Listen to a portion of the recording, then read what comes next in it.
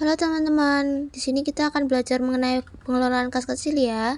Apa sih itu kas kecil? Kas kecil merupakan sejumlah dana tunai yang digunakan perusahaan, dilakukan secara mendadak jika menggunakan cek atau transfer. Pengelolaan kas kecil terdapat dua metode. Yang pertama, metode dana tetap, merupakan pencatatan dana kas kecil dengan jumlah kas yang akan selalu tetap dan penggantian pengeluaran akan balik seperti semula. Metode dana tetap meliputi biaya pembelian alat tulis, kantor, biaya seminar, dan lain sebagainya. Nah, bisa dilihat contoh pengelolaan kas kecil yang meliputi deskripsi pengeluaran seperti di atas. Untuk yang kedua, sistem dana tidak tetap merupakan sistem pembukuan yang menetapkan nilai dana kecil sesuai dengan kebutuhan operasional. Nah, contoh untuk dana tidak tetap sama seperti dana tetap ya teman-teman. Prosedur dokumentasi transaksi. Yang pertama, digitalisasi dokumen. Nah, bisa digunakan untuk bukti transaksi fisik menjadi format digital. Yang kedua, pengelompokan berdasarkan kategori. Nah, bisa dilakukan menyusun bukti transaksi berdasarkan jenisnya. Yang ketiga, penggunaan aplikasi pemindahan dokumen dapat digunakan untuk memindai dan menyimpan bukti transaksi. Yang keempat, penyimpanan aman. Digunakan untuk menyimpan bukti transaksi di tempat yang aman, baik secara fisik maupun digital. Teknik pelaporan kas kecil dibagi menjadi 4. Yang pertama, bisa dilakukan mengumpulkan semua bukti pengeluaran seperti kwitansi, nota, dan faktur untuk setiap transaksi. Yang kedua, catat setiap pengeluaran secara rinci dan yang penting. Yang ketiga, buat laporan mutasi dana kas kecil untuk periode tertentu. Yang keempat, dapat dilakukan pengecekan fisik saldo kas kecil secara berkala. Nah, di sini saya juga memberikan channel YouTube untuk kalian bisa lihat. Kita mulai. PD Subur Jaya menyelenggarakan kas kecil untuk pengeluaran kecil. Kas kecil tersebut dimulai tanggal 1 Desember tahun 2022 dengan menerima uang sebanyak 2 juta rupiah. Jadi ada pembentukan dana kas kecil.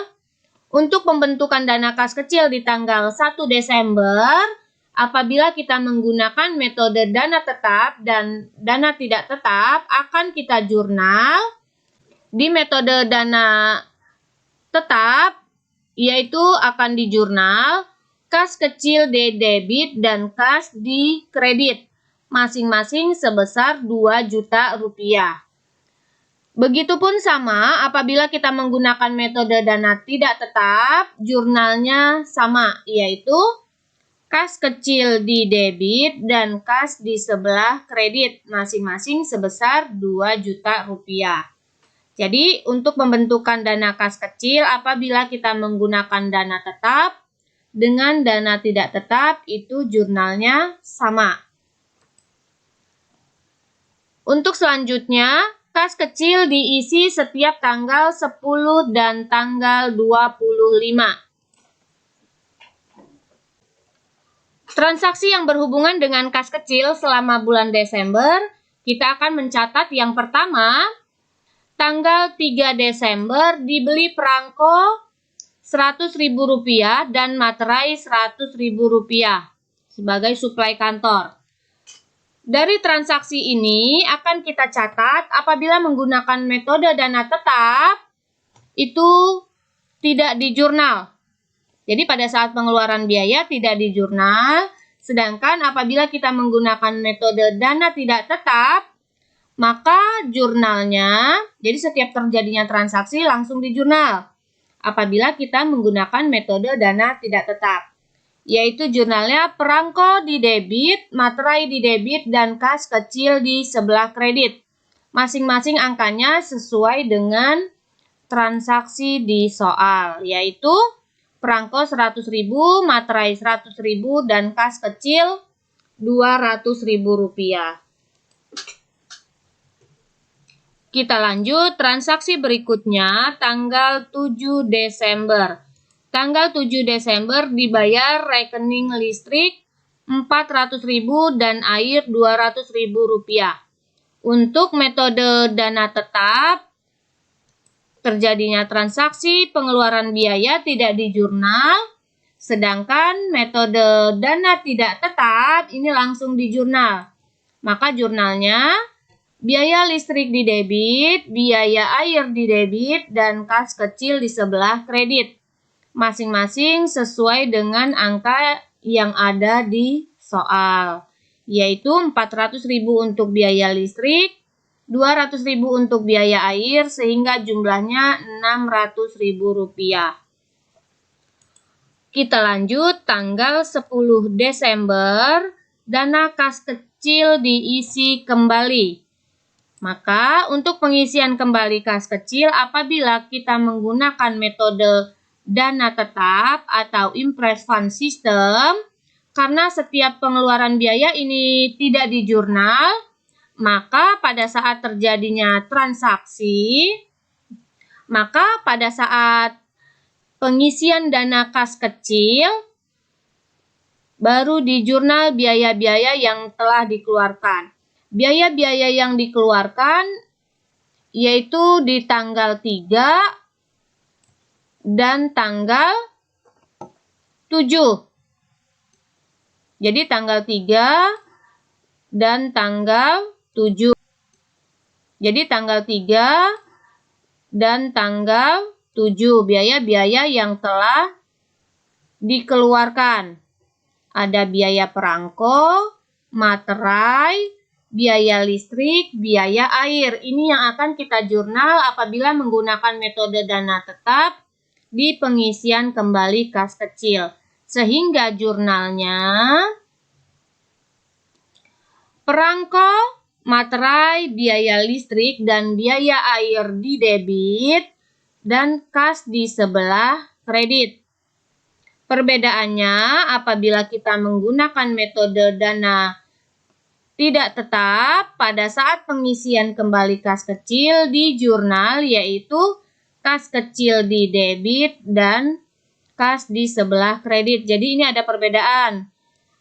Apabila kita menggunakan metode dana tetap pada saat pengisian kembali kas kecil dengan metode dana tidak tetap.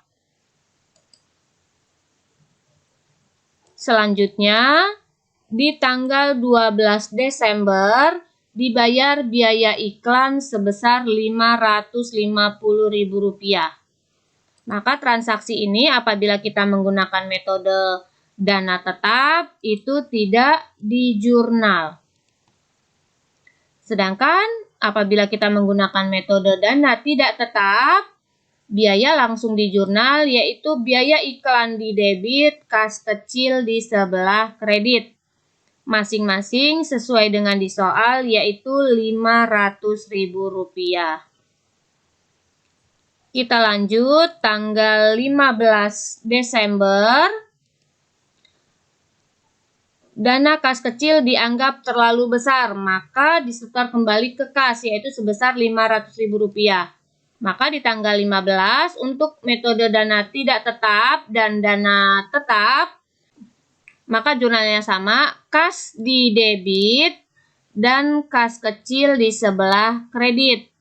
Masing-masing sebesar Rp500.000. Jadi ini jurnalnya sama di tanggal 15, yaitu untuk pengembalian kas kecil ke kas.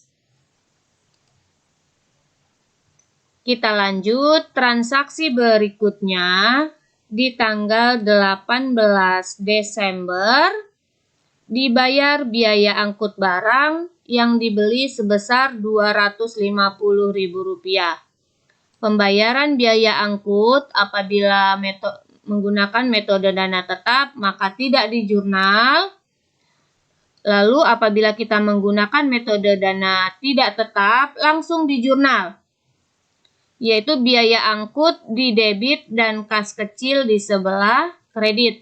Masing-masing sebesar Rp250.000 atau sesuai dengan di soal. Selanjutnya kita masuk tanggal 22 Desember dibayar biaya telegram. Dibayar biaya telegram sebesar Rp200.000. Maka biaya telegram apabila kita menggunakan metode dana tetap tidak di jurnal, sedangkan metode dana tidak tetap langsung di jurnal, yaitu biaya telegram di debit dan kas kecil di sebelah kredit masing-masing sebesar Rp200.000. Kita lanjut transaksi berikutnya, dana kas kecil diisi kembali. Pengisian kembali dana kas kecil atas biaya-biaya yang telah dikeluarkan. Biaya-biaya yang telah dikeluarkan yaitu di tanggal 12 Desember, jadi biaya yang telah dikeluarkan 12 Desember, lalu 18 Desember, dan 22 Desember. Jadi, apabila kita menggunakan metode dana tetap, semua biaya-biaya yang telah dikeluarkan itu di jurnal. Biaya iklan, jadi ada biaya iklan di tanggal 12, ini di jurnal. Lalu ada biaya angkut kas kecil, ini di jurnal juga. Dan biaya telegram di jurnal. Sehingga ada 3, masing-masing sebesar Rp500.000, Rp250.000 untuk biaya angkut, dan Rp200.000 untuk biaya telegram. Sehingga jumlah keseluruhan kasnya sebesar Rp1 juta. Ini apabila kita menggunakan metode dana tetap. Apabila menggunakan metode dana tidak tetap, maka jurnalnya yaitu kas kecil di debit dan kas di sebelah kredit. Jumlahnya sama, yaitu sebesar Rp1 juta. Jadi ada perbedaan antara metode dana tetap dan dana tidak tetap pada saat pengisian kembali kas kecil. Kita lanjut transaksi berikutnya tanggal 26 Desember. Dibeli suplai kantor Rp250.000. Pembelian suplai kantor apabila kita menggunakan metode dana tetap, maka tidak di jurnal. Sedangkan apabila kita menggunakan metode dana tidak tetap, ini langsung di jurnal, yaitu suplai kantor di debit dan kas kecil di sebelah kredit. Masing-masing sesuai dengan di soal, yaitu Rp250.000. Kita lanjut transaksi berikutnya tanggal 28 Desember. Dibayar untuk pengobatan karyawan yang sakit sebesar Rp150.000. Dicatat sebagai biaya rupa-rupa. Maka transaksi ini apabila kita menggunakan metode dana tetap, ini tidak di jurnal. Sedangkan dengan menggunakan metode dana tidak tetap, langsung kita jurnal, yaitu biaya rupa-rupa di debit dan kas kecil di sebelah kredit. Masing-masing sebesar Rp150.000 atau sesuai dengan di soal. Kita lanjut transaksi berikutnya atau yang terakhir.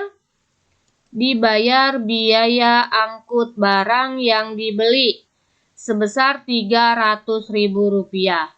Maka transaksi ini apabila kita menggunakan metode dana tetap, ini tidak di jurnal. Dan apabila menggunakan metode dana tidak tetap, langsung di jurnal, yaitu biaya angkut di debit dan kas kecil di sebelah kredit. Masing-masing sesuai dengan di soal, yaitu Rp300.000. Setelah selesai transaksinya, jangan lupa kita total atau jumlahkan. Debit dengan kredit harus balance. Itulah tadi.